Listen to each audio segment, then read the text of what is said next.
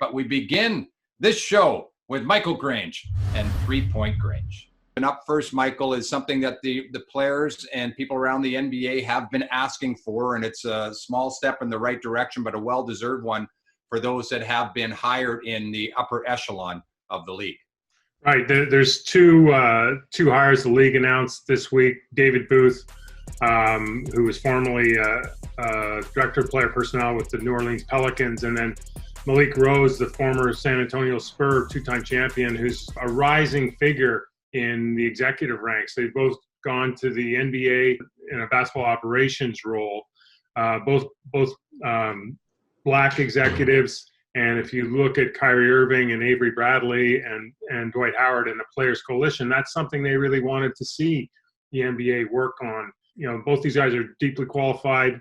You know, this could be a step for each of them to transition back to teams when opportunities arise in a president's role. There's obviously a very, very low representation of people of color in the highest level of basketball operations. So kind of an interesting development from that point of view. Michael, I think the most interesting thing is players opting out, and there are several reasons why. Avery Bradley, the latest, to cite family as a reason that he does not want to play when the league gets back underway. This is all about unique situations with players in the NBA, isn't it? Well, with Trevor Ariza, and you're absolutely right, Trevor Ariza is in a custody battle for his 12-year-old son, and in the meantime, had been provided a month of access to his son in what would typically be the NBA offseason. You're presented with a choice. Do you want to go to work, or do you want to be a parent? And he's made the choice to be a parent.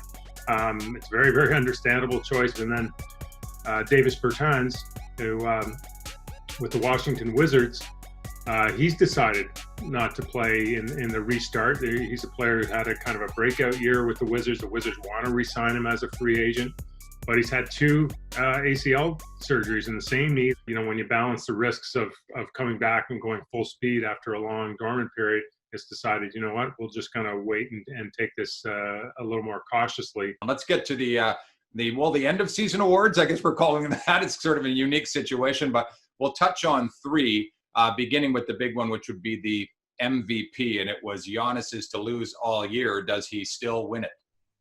I can't see how anything would change in the next 8 games that would alter what was looking like almost a landslide. I don't know if he'll be a unanimous, but he's going to be very close to unanimous, in part because you look at LeBron James, Anthony Davis, they'll probably split votes.